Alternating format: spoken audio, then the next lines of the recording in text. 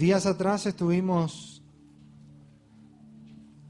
leyendo los pasajes en las Escrituras donde marcaba la entrada de Jesús a Jerusalén. ¿Se acuerda de eso?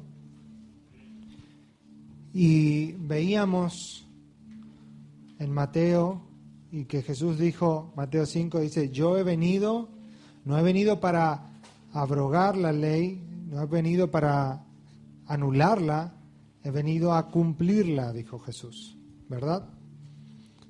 Y entre todas las cosas que Él cumplió de la ley, quisiera en estos días demostrar y enseñar a través de las Escrituras de que tanto en su nacimiento, en su vida y aún en su muerte, Él cumplió la ley.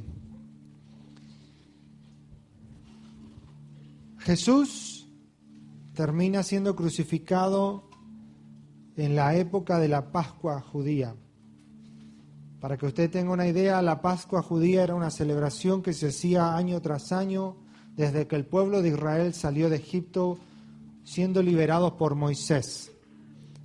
Cuando Moisés saca con mano poderosa a Israel de Egipto, cuando pasaron todas las 10 plagas y todo eso, ellos salieron de Egipto y Dios les instaura o les establece una festividad nacional a perpetuidad y iba a ser la Pascua del Señor, que básicamente iba a ser un recordatorio como de lo que Dios una vez hizo con ellos. Mañana es 2 de abril y nosotros en nuestra nación recordamos el 2 de abril como una fecha donde se dio el conflicto de Malvinas.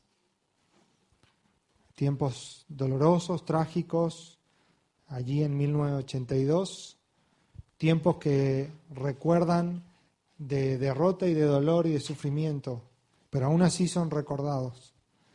Bueno, imagínense 470 años esclavos en Egipto y de repente Dios interviene en la historia y los saca de Egipto con mano poderosa. Dice que ellos se llevaron el oro de Egipto, las joyas de Egipto, lo precioso de Egipto se llevaron ellos.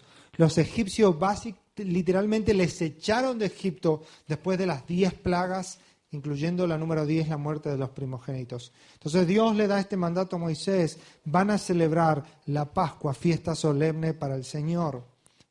Israel tenía 3 celebraciones anuales obligatorias, una de ellas será la Pascua. Busque Levítico capítulo 23, versículos 1 al 8, vamos a leer rápidamente. Habló Jehová a Moisés diciendo, habla a los hijos de Israel y dile, las fiestas solemnes de Jehová, las cuales proclamaréis como santas convocaciones, serán estas. Es decir, van a tener santas convocaciones. Eso era reunión, encuentro donde se dedicaban a estudiar a la palabra de Dios y a proclamar a Dios. Dice, 6 días se trabajará, mas el 7º día será de reposo, santa convocación. Otra versión dice, día oficial de asamblea santa. Ningún trabajo haréis, día de reposo es de Jehová en donde quiera que habitéis. Ellos tenían lo que nosotros conocemos como el sábado, traducido de la palabra hebrea Shabbat. Y era, después de 6 días de trabajo, un día de descanso. Nosotros hoy, para nosotros es el domingo. La gran mayoría trabaja de lunes a sábado, domingo se descansa. Pero ellos tenían 6 días y un Shabbat. Que el Shabbat no significaba sábado, significaba descanso, justamente eso. Y los días para ellos, para la cultura judía y para muchas otras culturas, no empezaba a la mañana cuando cantaba el gallo, empezaba cuando oscurecía o cuando anochecía del día anterior. Poniendo un ejemplo, nosotros, acá oscureció más o menos 7 de la tarde, nosotros ya estaríamos en el viernes. ¿Se entiende? Ya el jueves quedó atrás, hoy ya sería viernes.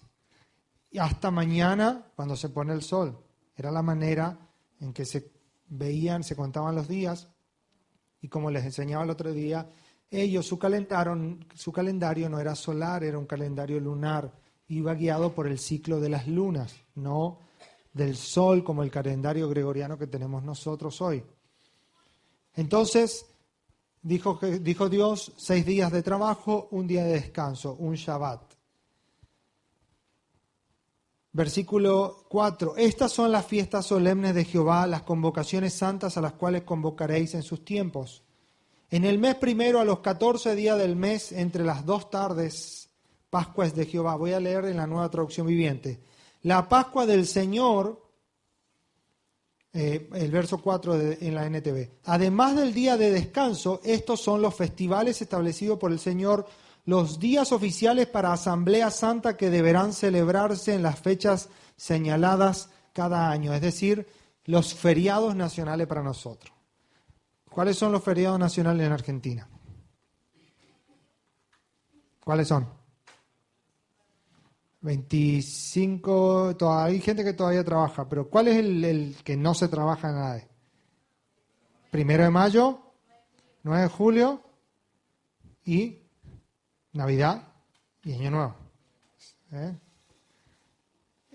Esos días son acá, no nada. Podés morirte tranquilo que ese día no te atiende nadie. ¿No es cierto? ¿Alguien trabaja 1 de mayo? Bueno, los del aeropuerto y algunos servicios esenciales trabajamos, sí, es cierto. Yo trabajé un par de 1 de mayo, 25 y todo, pero son los feriados nacionales, ¿verdad?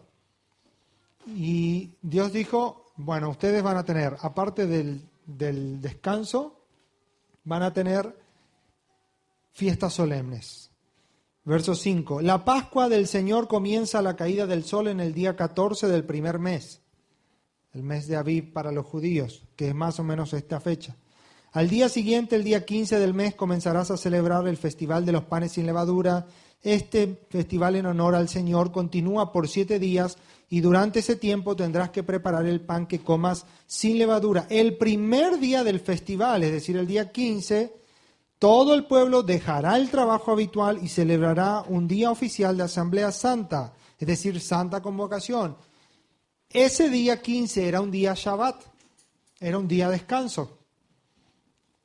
No necesariamente un sábado, podría ser cualquier día que le tocaba, pero ese día, como 1 de mayo. 1 de mayo, estamos todos contentos si toca entre el lunes y sábado, pero algunos 1 de mayo tocaron domingo y todo, este año no tuvimos un extra. Entonces, para los judíos, dice, el primer día del festival será día oficial de asamblea. ¿Por qué les leo esto? Porque en el año en que Jesús es crucificado, justamente el día 14 fue un día de descanso, un día Shabbat, y era justamente, comenzaba del miércoles cuando anochecía hasta el jueves al anochecer. Es decir,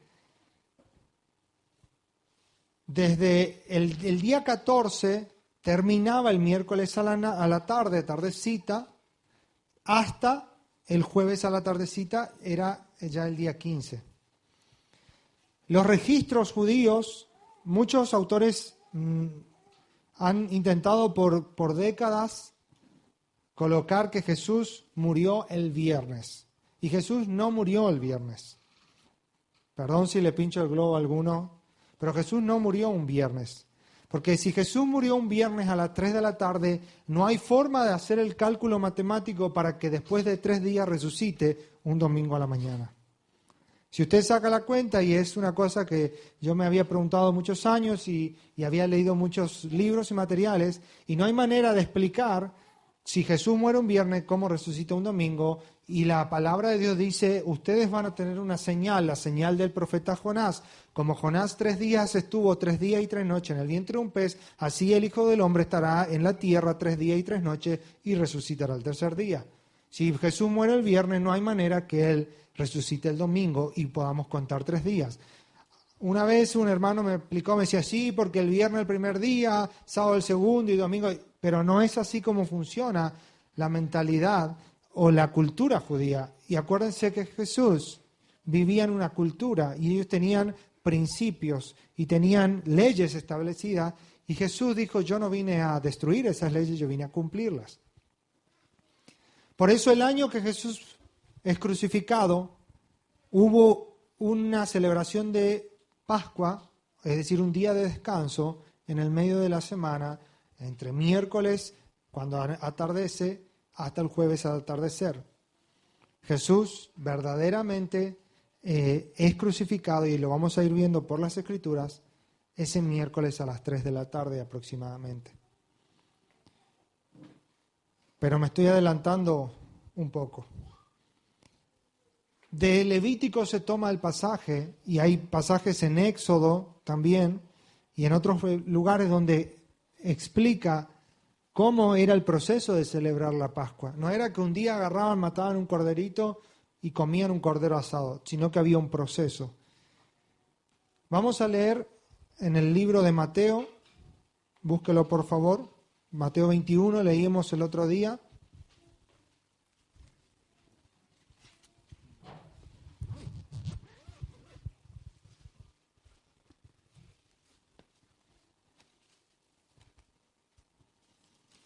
Y vamos a ir salteando algunos detalles como para que usted tenga un panorama general de lo que Jesús fue haciendo.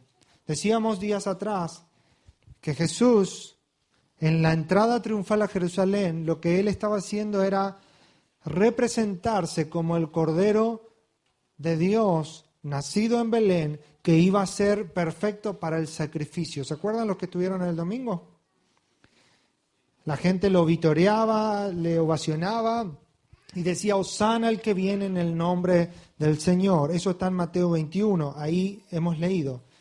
En el versículo 12 de Mateo 21, Jesús entra al templo. No vamos a ir leyendo todos los pasajes porque no podríamos terminar, pero la tarea para ustedes es leerlos en sus casas. En el versículo 12 Jesús entra al templo y comienza a echar a todos los que compraban y vendían animales. Ahora usted se imagina, este pasaje dice, volcó las mesas de los cambistas, las sillas de los que vendían paloma y les dijo, las Escrituras declaran, mi templo será llamado casa de oración, pero ustedes la han convertido en una cueva de ladrones.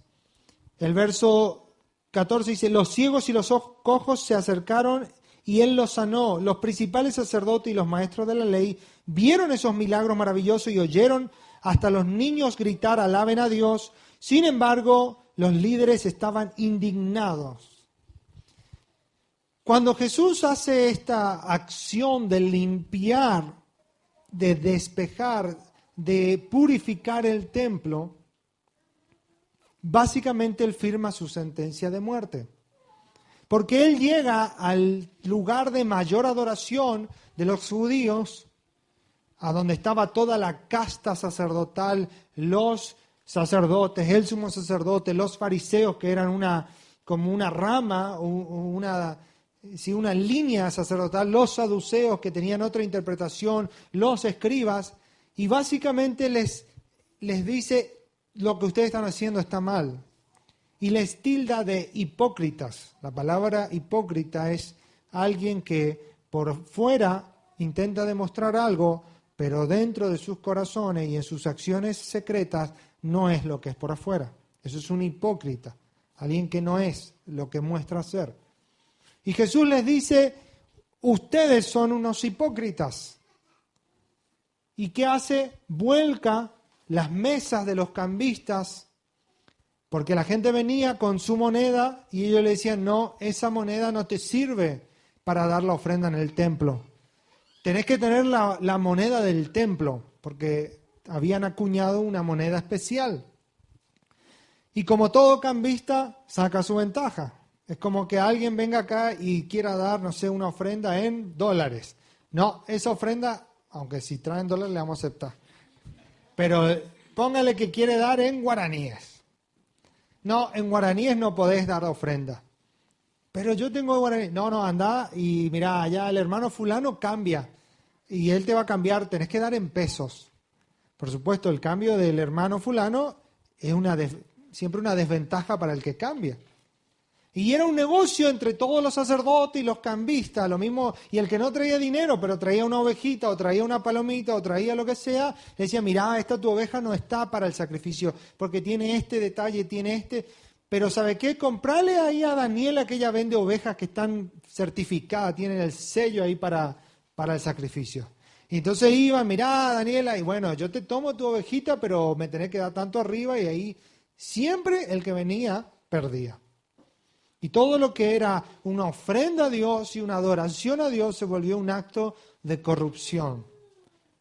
Lastimosamente, la iglesia del Señor en gran parte del mundo hoy está como este templo en los tiempos de Jesús y debe ser purificada. Y no solamente en el mal uso del dinero y en la mala administración, sino en un montón de otras cuestiones que están contaminando lo que debiera ser una casa de oración, un lugar de adoración a Dios. Por eso el Espíritu Santo, con mucho énfasis y muy abocado en los últimos tiempos para purificar la casa del Señor. La Biblia enseña en 1 Pedro, porque el juicio del Señor conviene que comience por su casa primero. Y si Dios juzga su casa, ¿cuánto más juzgará al mundo? Entonces, Dios va a demandar de nosotros limpieza. Limpieza de nuestras manos, limpieza de nuestros corazones, limpieza de nuestra economía, limpieza, honestidad y transparencia. Como individuos, como familia, como iglesia, mucho más. Y si usted conoce o alguna vez ve o mira por YouTube, televisión o lo que sea, gente, predicadores o lugares donde el centro de toda la prédica es el dinero y el poner y los pactos y la siembra, usted apague eso, huya de ese lugar, porque eso no tiene nada que ver con el verdadero evangelio de Jesucristo. Jesús en una ira sagrada, en un momento donde el celo de Dios lo consumía, dice que Él vuelca todo eso, destruye todo eso, los echa de allí, del patio exterior del templo, pero también comienza a sanar a cojos y comienza a hacer milagros maravillosos y no lo pueden sacar. Los niños están dando gloria a Dios, la gente está asombrada. Básicamente Jesús firmando su sentencia de muerte, porque fue al lugar donde estaba toda esa oscuridad y comenzó a limpiar. Cuando Jesús sale de allí en Mateo 21:18, Jesús ve una higuera y la maldice. Higuera es representación de Israel en toda la Escritura. Y dice que Jesús mira la higuera y busca fruto. Y como no encuentra fruto, dice, entonces jamás vuelvas a dar fruto, le dijo, una sentencia de muerte, pero se la estaba diciendo al pueblo de Israel. Y ahí en el verso 20 dice, al ver los discípulos quedaron asombrados y le preguntaron, ¿cómo se marchitó tan rápido la higuera? Y le digo, la verdad, si tienen fe y no dudan, pueden hacer cosas como esa y mucho más. Jesús lanza ese decreto sobre Israel y dice, nunca más vas a dar frutos. 2000 años después, Israel sigue sin dar frutos. Una nación que en el año 70 fue conquistada y destruida y fue eliminada de la faz de la tierra. Nunca más dio frutos. Jesús comienza una serie de parábolas y comienza a ser interrogado. En el verso 23 dice de Mateo 21, cuando Jesús regresó al templo, comenzó a enseñar, se le acercaron los principales sacerdotes y los ancianos y le cuestionaron con qué autoridad hacía todas esas cosas.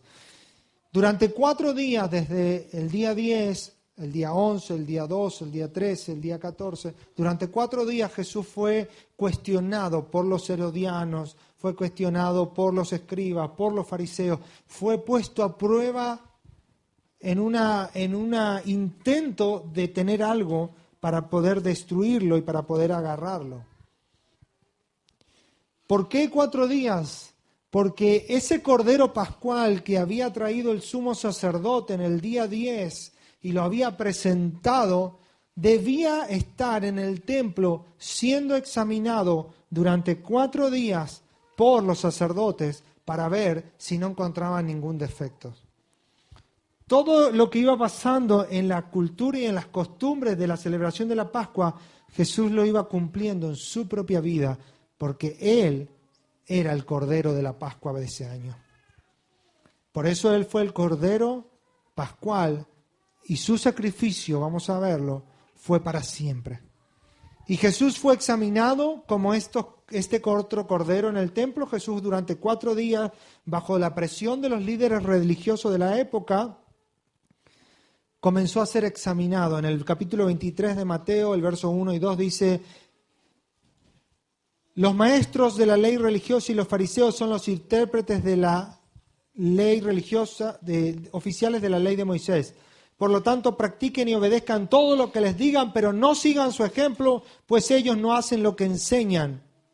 Aplastan a la gente bajo el peso de exigencias religiosas insoportables y jamás mueven un dedo para aligerar la carga. Todo lo que hacen es para aparentar. Verso 13. ¿Qué aflicción les espera, maestros de la ley religiosa y fariseos? Hipócritas, le dice. ¿Sabes? Si hay algo que Dios detesta, es la hipocresía. Y muchas veces somos muy apresurados para señalar con el dedo, para exigir a los demás cosas que ni siquiera nosotros las cumplimos. Así somos los padres muchas veces con los hijos. ¿Por qué no tienen la pieza ordenada? ¿Y nuestra pieza muchas veces? ¿Por qué dejaron esto acá? ¿Y nosotros cuántas veces dejamos las cosas ahí? Y la respuesta fantástica que tenemos al papá: pero yo soy tu papá. Como que eso es licencia porque yo sí puedo hacer, pero vos tenés que aprender a hacer bien. No diga esas malas palabras. ¿Y nuestras bocas? Ay, no entiendo por qué mi hijo es rebelde. No entiendo por qué mi hija no le quiere a fulano o por qué mi hija habla de mengano. Pero ¿no nos ha escuchado a nosotros hablar en la mesa, bla, bla, bla, bla, bla, sacando el cuero a un montón de gente? ¿No nos ha escuchado a nosotros quejarnos, protestar del trabajo, del gobierno, del pastor, de la iglesia, del fulano, del mongano?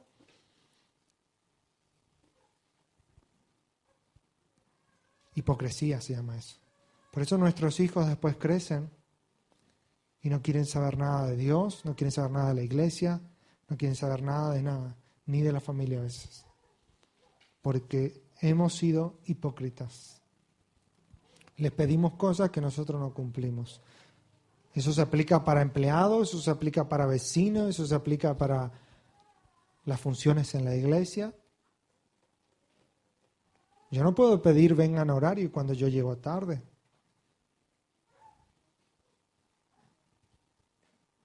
Yo no puedo decir ofrenden cuando yo no lo hago.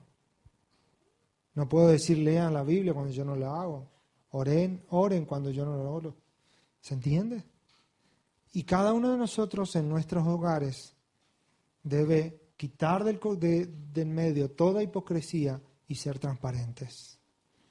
Que nuestros hijos y nuestras hijas vean con claridad. Mi papá, mi mamá, lo que es afuera es adentro. Lo que es en la iglesia es en la calle y es cuando estamos en casa.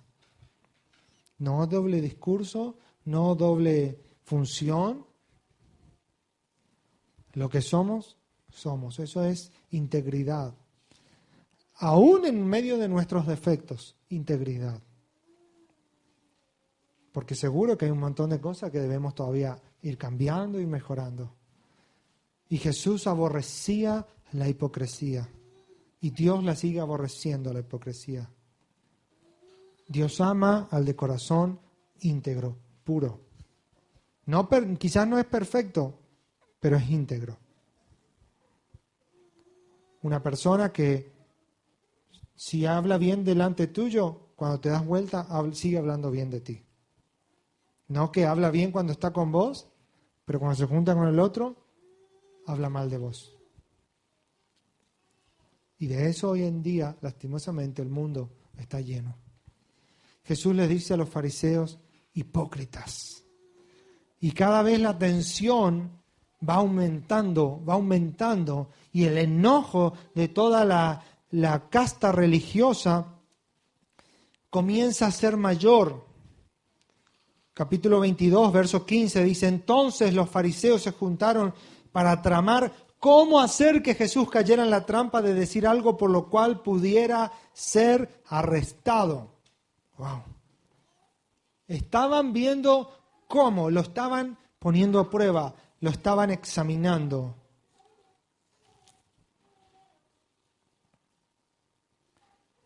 Jesús da un precioso sermón en el templo donde él habla sobre los acontecimientos futuros. Eso está en Mateo 24, Mateo 25. Y en Mateo 26 dice, versículo 1, dice, cuando Jesús terminó de hablar todas estas cosas, el sermón que está antes, es el segundo sermón, o sea, después del sermón del monte, es el sermón más largo que hay de Jesús. Y Mateo nuevamente lo escribe. Dijo a sus discípulos, como ya saben, la Pascua comienza en 2 días y el Hijo del Hombre será entregado para que lo crucifiquen. En ese mismo momento los principales sacerdotes y los ancianos estaban reunidos en la residencia de Caifás, el sumo sacerdote, tramando cómo capturar a Jesús en secreto y matarlo, pero no durante la celebración de la Pascua, no sea que la gente cause disturbios. Ya no era la idea de arrestarlo, de ponerlo en vergüenza, de quitarle sus seguidores. La única solución era matarlo. Es decir, la escalada de odio hacia Jesús era tal que la única respuesta era matarlo. Jesús se reúne una vez más con sus discípulos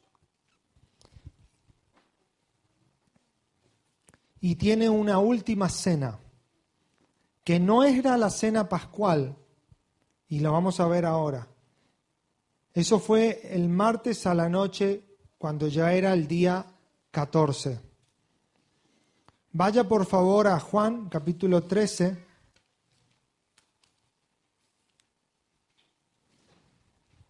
Y dice, hay un pasaje que solo lo registra Juan, el pasaje famosísimo en donde Jesús lava los pies de sus discípulos. ¿Se acuerdan de ese pasaje? En la última cena porque era la última cena para Jesús. El resto siguió cenando. El de la última cena era Jesús, porque él sabía que era su última vez, porque al otro día sabía lo que venía.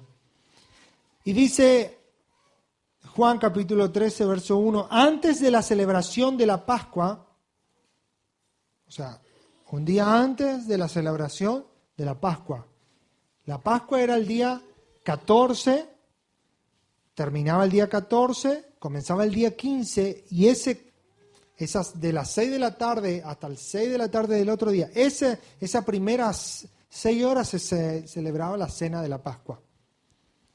Sería para nosotros, por ejemplo, desde un miércoles a las 6 de la tarde, comenzaba la cena pascual. Ese día ya era descanso, ya era Shabbat, ya era día donde todo tenía que estar preparado. Y Juan dice, antes de la celebración de la Pascua, Jesús sabía que había llegado su momento. Verso 2, era la hora de cenar y el diablo ya había incitado a Judas. Verso 4, así que se levantó de la mesa, se quitó el manto, se ató una toalla a la cintura y echó agua en un recipiente y comenzó a lavarle los pies a los discípulos. Esa actividad de lavar los pies de sus discípulos no se podía hacer en un día Shabbat o en un día de descanso. Era una actividad prohibida. El día de descanso tenía una serie de normas y reglas que vos podías solamente caminar cierto espacio, ciertos metros, hasta cierta distancia. Podías hacer ciertas cosas porque si algo hacías fuera, quebrantabas el día. Y una de las cosas que no se podía hacer, por ejemplo, era lavar los pies de las personas, que era un servicio o era algo que hacía el sirviente de menor rango de la casa, o si el hombre que recibía era muy pobre y no tenía sirviente, entonces el que recibía la visita tenía que lavar los pies de los demás. Y alguno preguntará, ¿y para qué lavaban los pies? Por una cuestión muy sencilla. Primero, que iban todos caminando por camino donde había mucha mugre, mucho polvo, no había lluvia, y entre todo eso había mucho excremento de animales que pasaban por los caminos. Y era inevitable no ensuciarse los pies. Entonces, una manera cordial de recibir a los invitados de honor en tu casa era recostarlos en un diván, en un futón moderno, o sea que el futón no es nada nuevo, ya existía hace 1000 años, y allí aparecía el sirviente de menor rango o el dueño de la casa con una palangana, una toalla, y les lavaba los pies a cada uno de sus invitados varones. Jesús, en una forma de demostrar servicio y enseñarles, ustedes se tienen que lavar los pies unos a los otros, ustedes no han venido a ser servidos, sino a servir, les enseña por medio del ejemplo a lavar los pies, al lavar los pies de sus discípulos. Si hubiera sido la cena pascual, eso estaría prohibido. Y Juan también registra un hecho en el verso 18, donde él, capítulo 13, verso 18, donde él dice, cuenta que uno de ellos iba a ser el que le iba a traicionar. Verso 21 dice, entonces Jesús, muy angustiado, exclamó, les digo la verdad, uno de ustedes va a traicionarme. No es como muestran las películas, así como Jesús tranquilo, diciendo, ¿saben qué, muchachos? Uno de ustedes me va a traicionar. Dice, muy angustiado, exclamó. Como eso cuando tenés que contar algo y ya no lo aguantás. Bueno, ¿sabes qué? Te voy a decir nomás. Te lo voy a decir y ya. Y ahí, largamos todo eso que nos molesta. Entonces Jesús en un momento, sabiendo todo lo que sucedía a su alrededor, sabiendo que Satanás ya había engañado a Judas para que lo traicione, exclama y dice, les digo la verdad, uno de ustedes va a traicionarme. Lo que a mí me sorprende es la respuesta de los discípulos. Esos días pasados hablábamos con un pastor amigo y estos discípulos decían, todos ellos decían, ¿seré yo? Ninguno de ellos, 3 años y medio después de estar con Jesús, estaba seguro de no traicionarlo. Imagínense. Y era Jesús. Verso 22 de Juan 13 dice, los discípulos se miraron unos a otros sin saber a cuál se refería Jesús. ¿Ustedes se imaginan la desconfianza que pudo haber entrado? El discípulo a quien Jesús amaba, este es Juan el que escribe la carta, estaba sentado a la mesa a su lado. Simón Pedro le hizo señas para que le preguntara a quién se refería. Así más o menos, mira. Pero cuando uno hace así, que ya se conocen entre amigos. Entonces ese discípulo, Juan, se inclinó hacia Jesús y le preguntó, Señor, ¿quién es? Qué chusma, ¿no? Pero vio que la curiosidad. Y Jesús le contestó, es aquel a quien yo le doy el pan que mojo en el plato. Había pan, había una salsa, y la costumbre era que se partía un pedazo de pan, se mojaba en la salsa y se comía. O sea que ese que pasa por al lado de la olla con el guiso y moja así tampoco es nada nuevo, ya se hacía antes. ¿Vieron que no hay nada que podamos inventar? Y después de mojar el pan, se lo dio a Judas, el hijo de Simón Iscariote. Y cuando Judas comió el pan, Satanás entró en él y entonces Jesús le dijo, apresúrate a hacer lo que vas a hacer. Ninguno de los demás que estaban a la mesa entendió lo que Jesús quiso decir. ¿Por qué? Porque Judas era el tesorero del grupo. La hermana Vivi del grupo era Judas.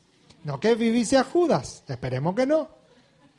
Pero la confianza que Jesús le tenía que tener a Judas para que le dé la administración de los recursos del grupo. Porque no crea que era el dinero que podían juntar entre los 12. Después de 3 años y medio de resucitando muertos, levantando paralíticos, dando vista ciego y sanando a todo el mundo, Jesús tenía muchísima gente, especialmente mujeres, que le ayudaban financieramente. Entonces la administración era una carga y había que hacerlo con fidelidad. Y Jesús dijo, confío que Judas lo va a hacer. Muchos dicen, Judas, que Jesús no le quería. Al contrario, Jesús amaba a Judas. 1 minuto antes había lavado los pies de Judas también. Apresúrate a hacer lo que vas a hacer. Y nadie entendió porque Judas era el tesorero del grupo y algunos pensaron que Jesús le estaba diciendo que fuera a pagar la comida o a comprar algo o que diera algo de dinero a los pobres. Así que Judas se fue enseguida y se internó en la noche. Ir a comprar no se podía hacer en Shabbat o en el día de reposo y dar dinero tampoco. Todas estas acciones no se podían hacer si hubiera sido el día de reposo o el día Shabbat.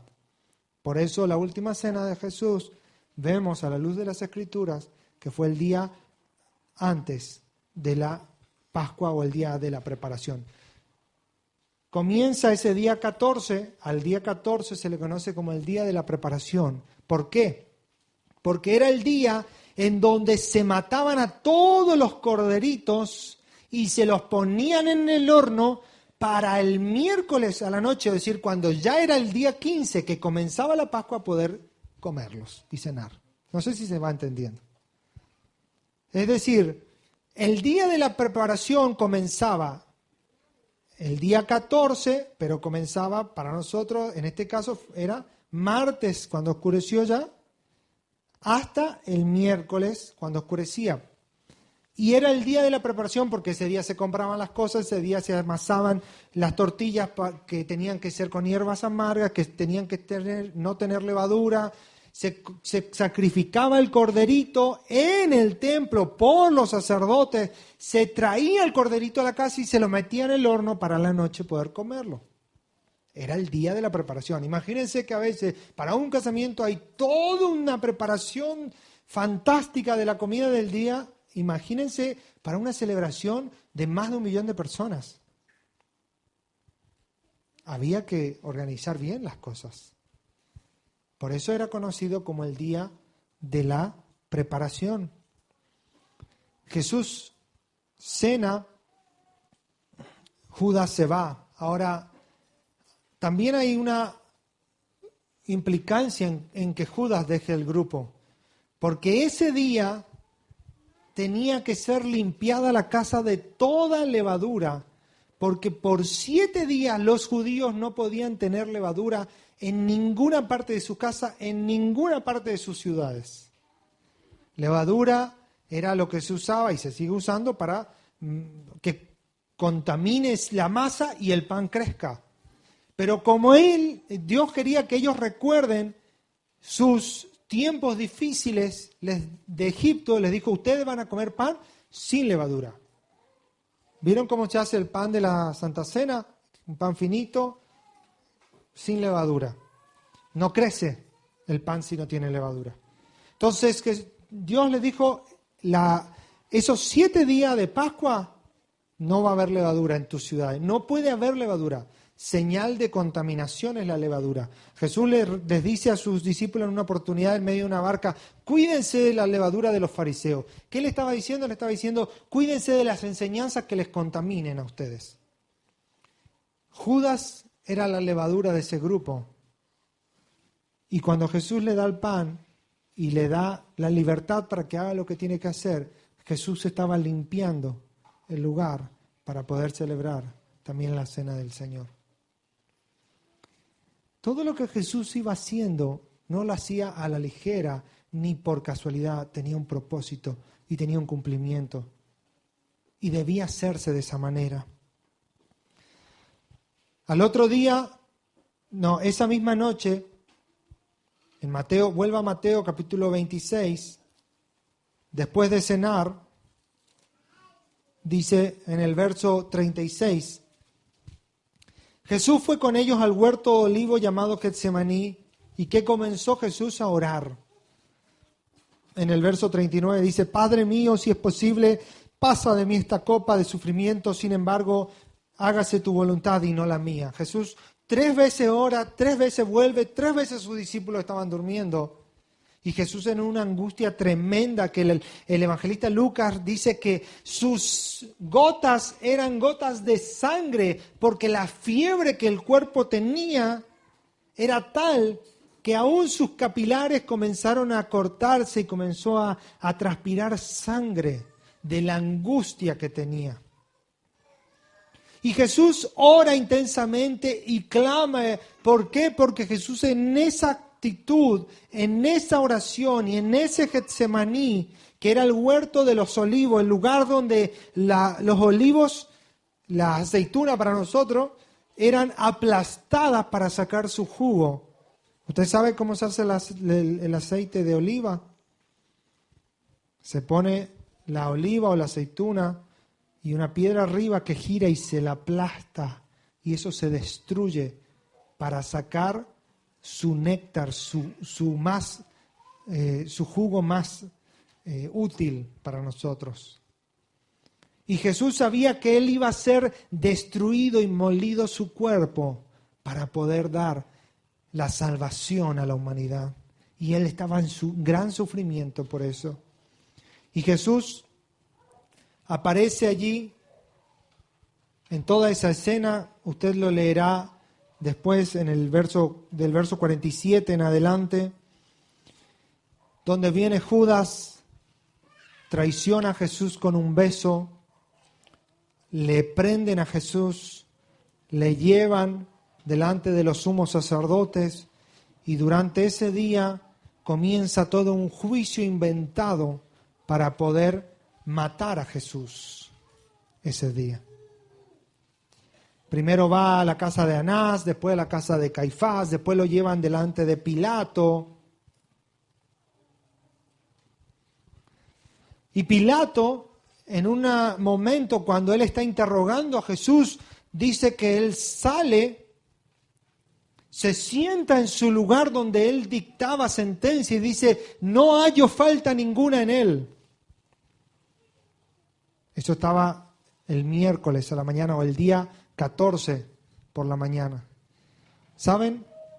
Cuando Pilato estaba diciendo no hallo falta ninguna en Jesús, en ese momento también el sacerdote estaba terminando de examinar al Cordero Pascual y estaba pronunciando no encuentro falta ninguna en él. Este Cordero sirve para el sacrificio de la Pascua de la tarde.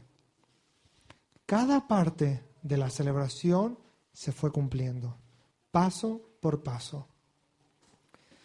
Jesús es condenado a muerte.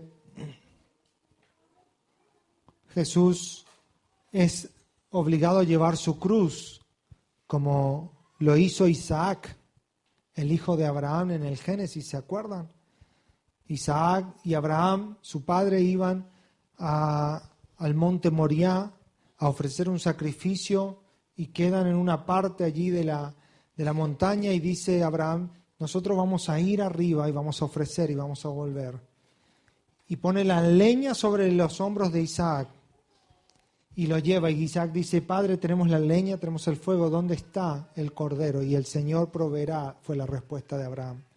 Llegó arriba Isaac y se dio cuenta o se enteró de que el que iba a ser sacrificado iba a ser él. Dios le pedía a Abraham que sacrifique a su hijo Isaac, a quien amaba. ¿Saben? Muchas veces vamos a tener que nosotros pasar por el proceso de Abraham, donde Isaac, que es lo que amamos o quien amamos, va a tener que ser sacrificado. No muerto literalmente, sino que en el corazón nuestro va a tener que morir. Nuestro amor por las cosas, nuestro amor por lugares, por personas, por títulos, por posiciones. Dios va a llevar a destruir todas aquellas cosas que ocupan el lugar de Dios en nuestro corazón. Y Jesús cargó su propia cruz y comenzó a transitar el famoso Vía Crucis durante la tarde de ese día 14. Mientras Jesús iba, comenzó en el templo a ser sacrificados los corderos, porque yo iba a celebrar la Pascua, era un padre de familia, entonces llevaba el cordero ese y lo ponía delante del sacerdote y el sacerdote lo degollaba, dejaba caer la sangre y me devolvía para que yo vaya a mi casa y en el horno de mi casa pueda ponerle a hornear, como el horno que tenemos aquí atrás. Pero el corderito debía ser sacrificado allá en el templo. Imagínense 100, 150,000 corderitos. Era un ejército de gente matando corderitos Y eso llevaba todo el día, desde temprano comenzaban. Y saben, una particularidad del cordero es que el cordero, al contrario del cabrito, el cordero no grita y no se queja cuando va a ser degollado o cuando lo van a matar. Por eso la profecía de Isaías 53 dice, como cordero fue llevado al matadero y no abrió su boca. Si usted lee Isaías 53:7 dice, angustiado él, afligido, no abrió su boca, como cordero fue llevado al matadero y como oveja delante de sus trasquiladores enmudeció y no abrió su boca.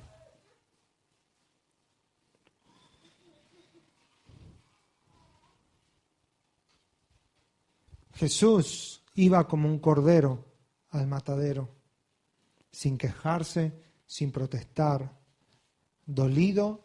Para ese entonces a Jesús le habían dado 39 latigazos. Primero, los primeros 15, 20 latigazos eran con madera y después era con un látigo que tenía como unas patas de cabra que se incrustaban en la piel y se prendían así como unas pezuñas y ellos estiraban y arrancaban surcos en la espalda y en el hombro de Jesús. Es decir, le hacían agujeros a la piel y arrancaban así. 39 latigazos de eso. Imagínense a veces que en una espina nos entra y andamos todo el día sufriendo, calcule, 39 de eso. Después de eso, espinas de casi 5 o 6 centímetros metidas en la cabeza, simulando ser una corona, golpeado, abofeteado, y caminar con una cruz de casi 70 kilos, casi 7 kilómetros cuesta arriba. El cuerpo de Jesús humano no aguantó, tuvo que pedir ayuda a un hombre que se llamaba Simón de Cirene. La vez pasada les explicaba, los soldados romanos tenían potestad de pedir a alguien que haga una tarea por ellos. Y Jesús llega al Gólgota o al lugar más alto, al lugar de la cruz. Y junto con él habían 2 hombres, 2 malhechores, cuenta la Biblia, 2 hombres que habían sido hallados en falta. Clavos de 20 centímetros de pulgada le atraviesan las manos. Posiblemente haya sido en esta parte. Es muy poco probable que haya sido en las palmas, sino que esta parte para que pueda sostener el cuerpo. Y el empeine de los pies y el costado. Los pies se clavaban juntos uno arriba del otro para que él pueda seguir respirando y agonizar por varios días. Jesús sin quejarse una y otra vez. Como cordero fue llevado al matadero y su boca no abrió. Llegaba un momento de la tarde cuando todos los corderos habían sido ya sacrificados. Pasado el mediodía, el sol abrasador, una chorrera de sangre por todo lado. Y el último cordero, que era el cordero pascual, aquel cordero que había venido en el camino, que había sido elegido exclusivamente, ese era que se sacrificaba por último. Y el sumo sacerdote agarraba y pedía agua. Y tomaba el agua para poder renovar sus fuerzas. Y gritaba, cuando sacrificaba el último corderito, gritaba, ¡consumado es! Es decir, todos los corderos han sido sacrificados, terminada es la obra.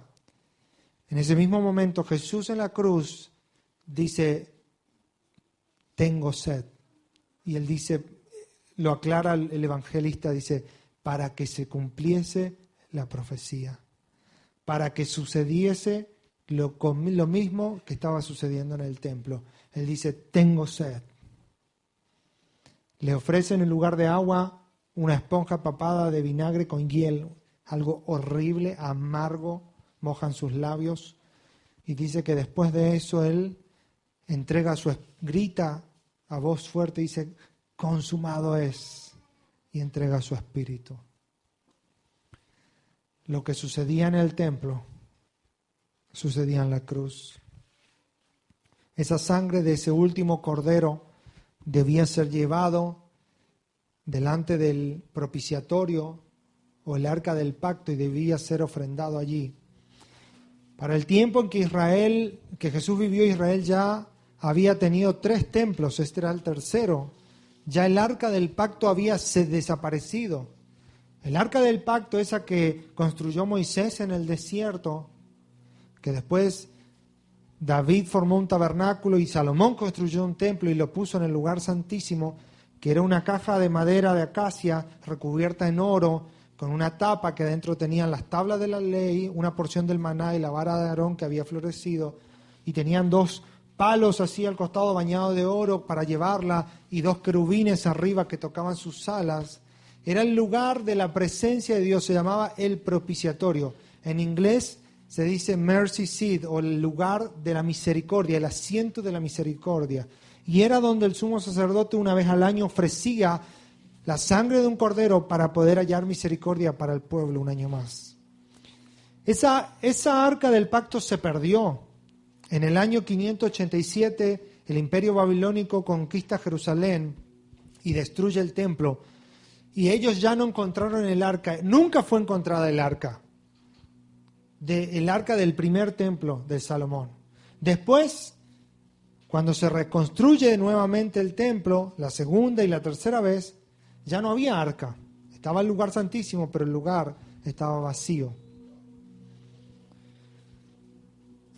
Pero la sangre del cordero tenía que ir sobre el arca del pacto para que pueda ser válida el sacrificio.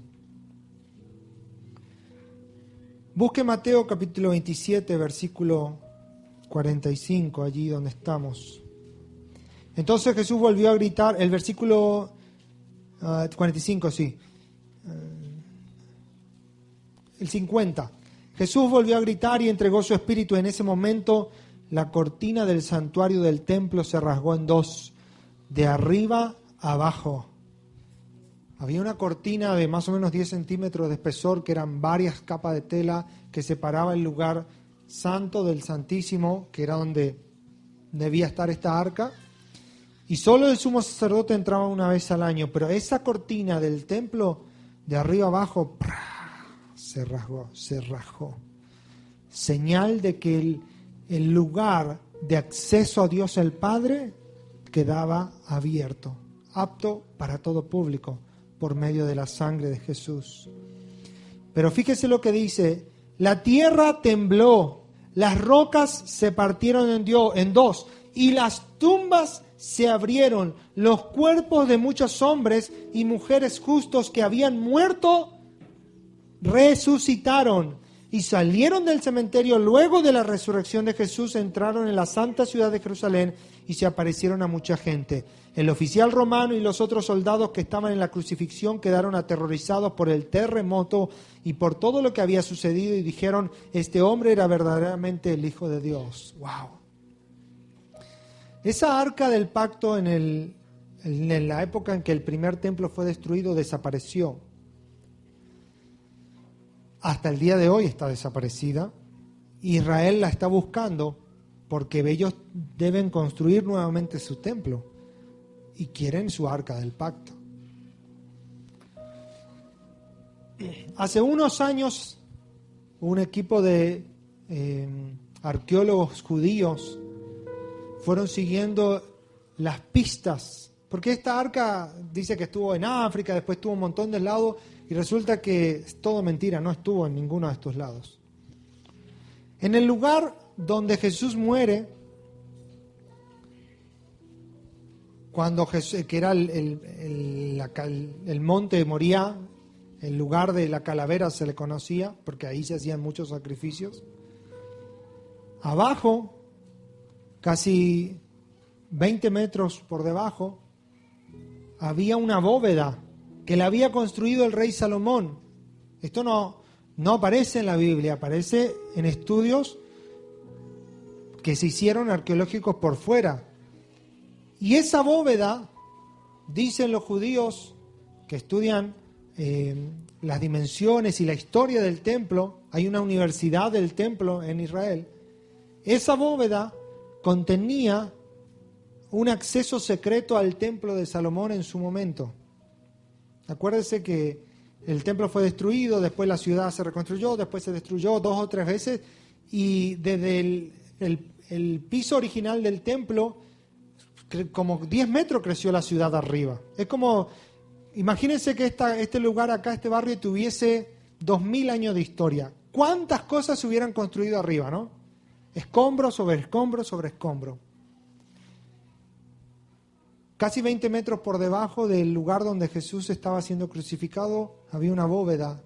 Y ellos sostienen y sospechan y tienen seguridad de que esa bóveda construida por Salomón era el lugar donde se podía guardar o resguardar el arca de la alianza o el arca del pacto ante invasiones enemigas. Israel tenía una sola cosa extremadamente sagrada. O sea, el tesoro nacional de Israel era esa alianza. A ellos no les interesaba dar cualquier cosa. Lo que no se podía tocar era la alianza, el arca de la alianza. Y acá Juan relata y dice en el capítulo, ya les digo, 19, versículo 35, dice, el 33. Cuando llegaron a Jesús vieron que ya estaba muerto. Vamos al 31, así usted entiende toda la historia. Era el día de preparación, no era el día de Pascua, era el día de preparación. Y los líderes judíos no querían que los cuerpos permanecieran allí colgados el día siguiente, que era el día de descanso, o sea, Shabbat, y uno muy especial, porque era la Pascua. Entonces le pidieron a Pilato que mandara quebrarle las piernas a los crucificados para apresurarles la muerte, así podrían bajar los cuerpos. Bajar un cuerpo y enterrarlo era una acción que no se podía hacer en el Shabbat. Entonces, como la muerte por crucifixión duraba días, ellos dijeron, quiébrenle las piernas, les va a faltar el oxígeno y se van a morir. Entonces los soldados, verso 32, fueron y les quebraron las piernas a los 2 hombres crucificados con Jesús, mas cuando llegaron a Jesús vieron que ya estaba muerto, así que no le quebraron las piernas. Cumplimiento de una profecía del Salmo.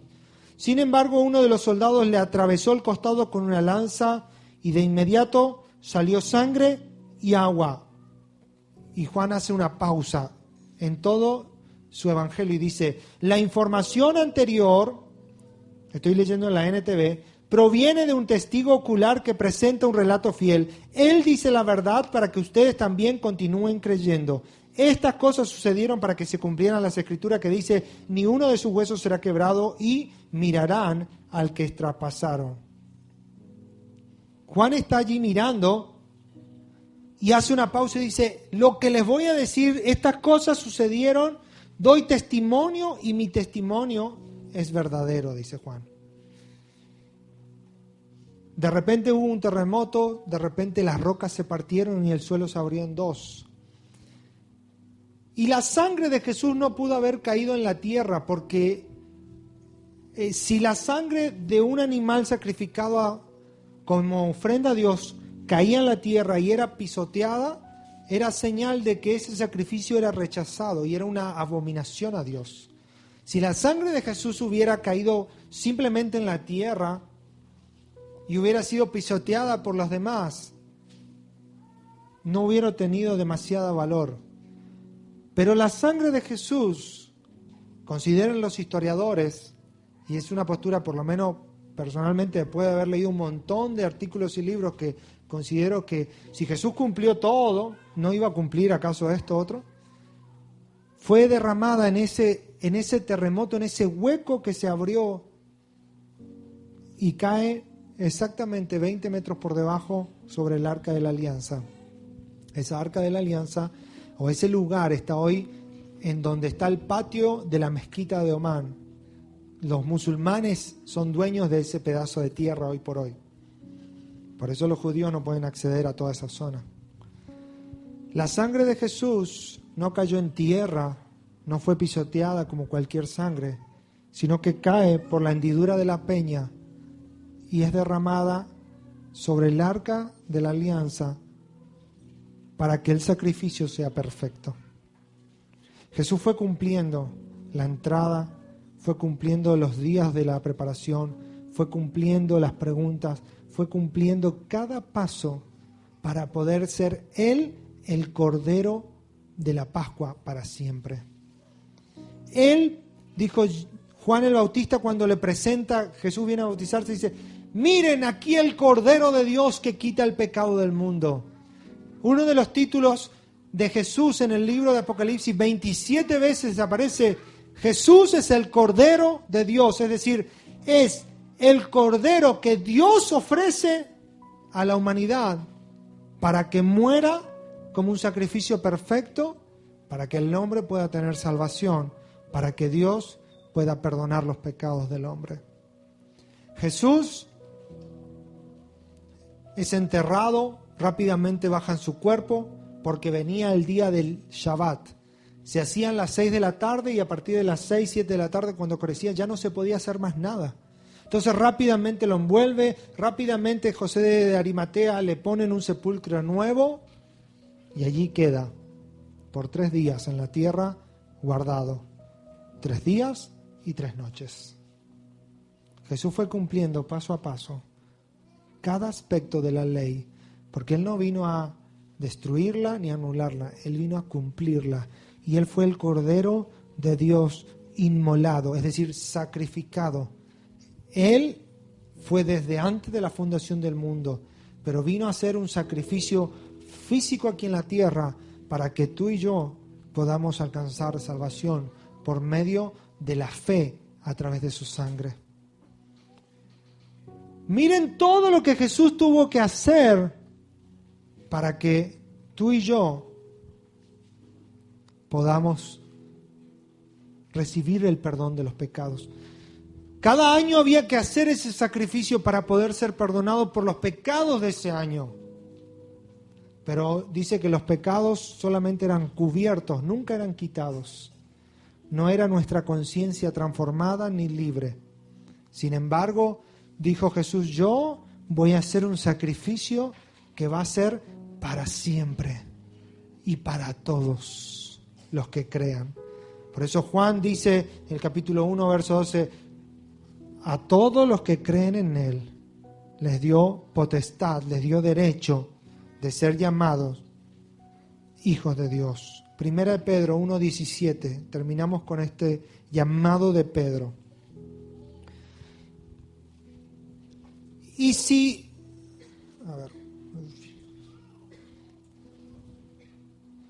y recuerden que el Padre Celestial a quien ustedes oran no tiene favoritos. Él los juzgará o los recompensará según lo que hagan. Así que tienen que vivir con un reverente temor de Él mientras sean extranjeros en la tierra. Pues ustedes saben que Dios pagó un rescate para salvarlos de la vida vacía que heredaron de sus antepasados.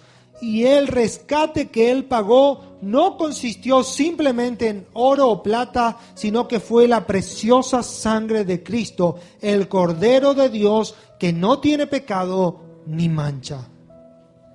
El consejo de Pedro es: condúzcanse en temor todo el tiempo de vuestra peregrinación aquí en la tierra. ¿Cómo debemos vivir nosotros?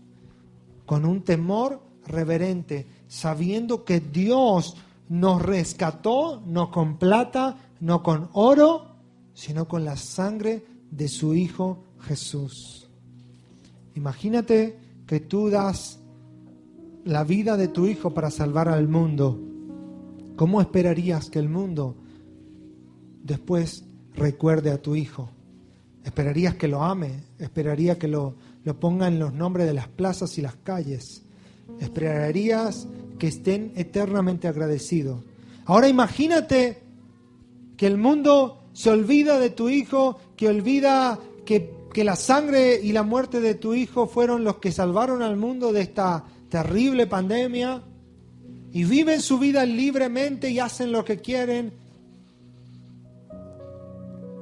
¿Qué actitud tendrá el padre con el hombre y la mujer, con el joven y con el niño que rechaza la sangre del Cordero. Todavía tú y yo tenemos tiempo de decir: Jesús, lávame con tu sangre, perdona mis pecados, hazme una nueva persona. Todavía tú y yo tenemos tiempo de decir: Señor, he pecado, límpiame, perdóname.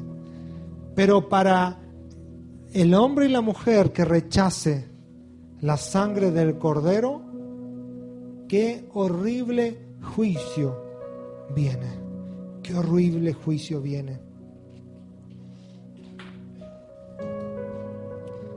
Apocalipsis 6:16 dice: y decían a los montes y a las peñas: caed sobre nosotros y escondednos del rostro de aquel que está sentado sobre el trono y de la ira del Cordero.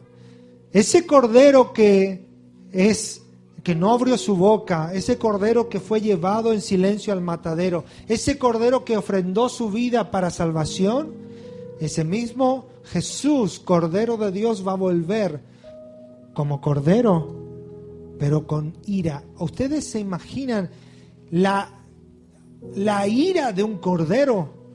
En Apocalipsis dice: y de la ira del Cordero. El Cordero, o la ira del Cordero, significa que toda la paciencia de Dios y de Cristo ha sido agotada. Porque no dice la ira del león de Judá, la ira de Jehová de los ejércitos, dice la ira del que es más manso de todos, la ira del que más amor tiene, la ira del que más ha amado. ¿Te imaginas agotar la ira, agotar la paciencia y el amor del hombre que más ama en esta tierra? Ese Cordero va a volver. Y para algunos de nosotros será una noticia excelente, pero para muchos va a ser una terrible desgracia enfrentarse a la ira del Cordero, porque Él ya no va a venir más en silencio, ya no va a venir como una oveja hacia el matadero. Él va a venir verdaderamente con justicia, con juicio y con determinación para destruir a sus enemigos. Por eso, esta noche, como todas las noches que tengas oportunidad, dale tu vida al Cordero una vez más. Como el canto de los hombres de Apocalipsis, estos son los que siguen al Cordero. Debes decidirte seguir al Cordero. Debes elegir ser limpiado por la sangre del Cordero una y otra vez, porque no fue en vano que Él murió. En la Pascua no es solamente una celebración cualquiera, es el tiempo donde vemos a Jesús crucificado, porque el lugar de la crucifixión tendría que ser el tuyo y el mío. El que tendría que estar en la cruz pagando el precio por el pecado debía ser tú, debía ser yo. Sin embargo, nuestro amado Jesús pagó el precio. Y hoy, como decía Romina al principio, podemos venir, podemos adorar, podemos presentarnos delante del Padre, podemos expresar nuestro agradecimiento, podemos decirle: papá, te necesito y te amo. Porque un día ese Cordero murió por mí y rasgó el velo del templo. Su sangre derramada pagó el precio. No tomes a la ligera la vida de Dios. No tomes a la ligera: ay, eso de venir a la iglesia, ay, sí, qué pesado. Tómalo en serio. Sé un hombre, una mujer, un joven determinado de decir: yo voy a vivir para honrar al Cordero que vive. Porque, ¿sabe? Ese Cordero que hoy lo vemos morir no quedó muerto. Como la imagen que teníamos al principio. Juan Ignacio me preguntaba: ¿eso es una cruz? Y yo le decía: sí, es una cruz. Pero es una cruz que está vacía. Porque, ¿saben? Ese Cordero que murió resucitó también. Y hoy vive sentado a la diestra de Dios el Padre. Amén. Por eso, ama al Cordero, vive para Él, hónralo en todo lo que haces y en todo lo que dices y en todo lo que vives. Gasta tu vida para servir al Cordero. Vale la pena, vale la pena. Gasta tu juventud, gasta tus energías para amar al Cordero. Vive aborreciendo el pecado, aborreciendo lo malo y amando la santidad. amando la verdad y la justicia. Amén. Póngase por favor de pie, vamos a orar. Jesús, oh Señor, tú eres el Cordero de Dios que quitas el pecado del mundo. Todos los que van a ti, Señor, cuando doblamos nuestro corazón y vamos a ti, Cordero, somos transformados, somos limpiados. Fue tu sangre, Señor, la que pagó el precio. Fue tu sangre la que pagó el precio. Fue tu sangre la que pagó el precio. Fue tu sangre. Fue tu sangre, Señor. Podamos vivir, Señor, para amarte, para honrarte. Precioso sacrificio. Precioso sacrificio. Precioso sacrificio, Cordero.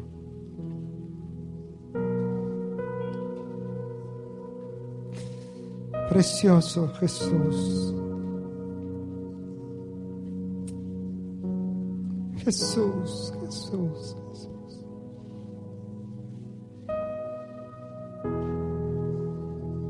Jesús.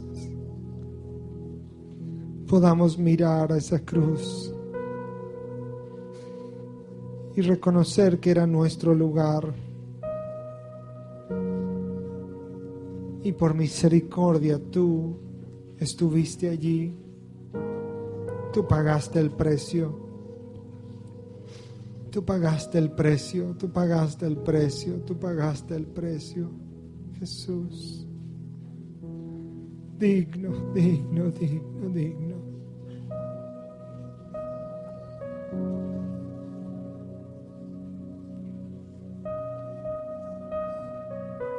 Hay alguien que quiera abrazar a ese Cordero y que quiera decirle: Jesús, yo te necesito, quiero comprometer mi vida a seguir al Cordero. Quiero comprometer mi vida a seguirte. Quizás la primera vez, la segunda. Toma una decisión y dile: yo voy a seguir al Cordero que fue crucificado por mí.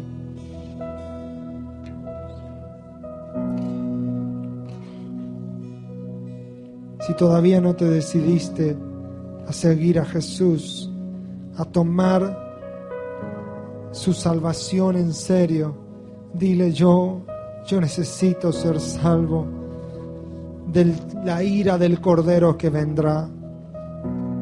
Aprovecha que aún hay tiempo para salvación. Aún es un día de libertad y de salvación. Aún es tiempo donde el Cordero nos mira con amor. Porque vendrá un día el Cordero y traerá juicio en sus alas, traerá justicia entre sus manos. Vendrá con ira sobre los moradores de la tierra. Ejecutará sus juicios y no tendrá más piedad ni misericordia. Pues el Cordero ha venido una y otra vez. El Cordero ha enviado sus mensajeros por el mundo predicando las buenas noticias. Oh, buena noticia. El velo del templo se rasgó. El acceso al Padre está abierto. Como dijo el autor de Hebreo, acerquémonos confiadamente al trono de la gracia para hallar misericordia. Vayamos delante del trono, al altar del Padre, ahora que podemos, porque el Cordero pagó el precio de nuestro sacrificio. Su sangre derramada sobre el altar, cumpliendo cada parte de las ceremonias, para que judíos como gentiles puedan decir: Él es el Mesías, Él es el Cordero de Dios, el Cordero que Dios ofreció al mundo como expiación de los pecados de los hombres.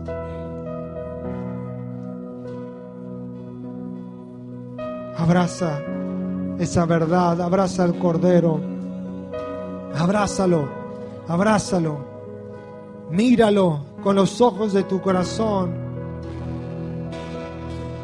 no lo rechaces más, no endurezcas tu corazón, no endurezcas tu corazón, sino que ámalo, ámalo, ámalo con todas tus fuerzas, ámalo con todas tus fuerzas. Y si el pecado te domina, ven a la cruz una y otra vez y clama y di: oh, el Cordero me hizo libre, el Cordero pagó el precio, ya no soy esclavo del pecado, sino que soy libre para caminar en la vida de Dios. Aleluya.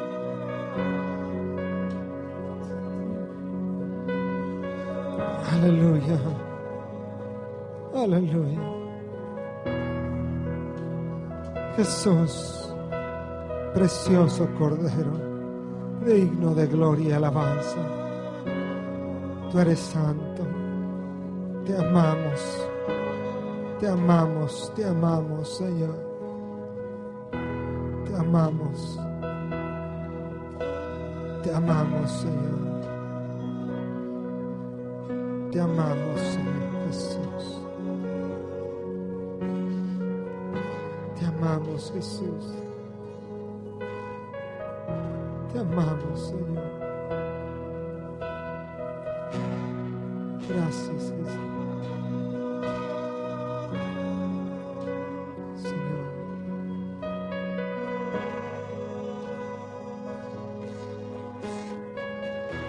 Jesús.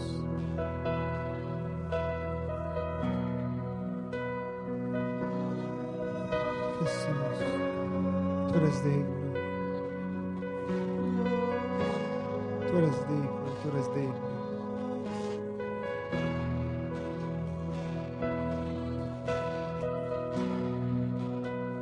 Tú eres digno, Señor.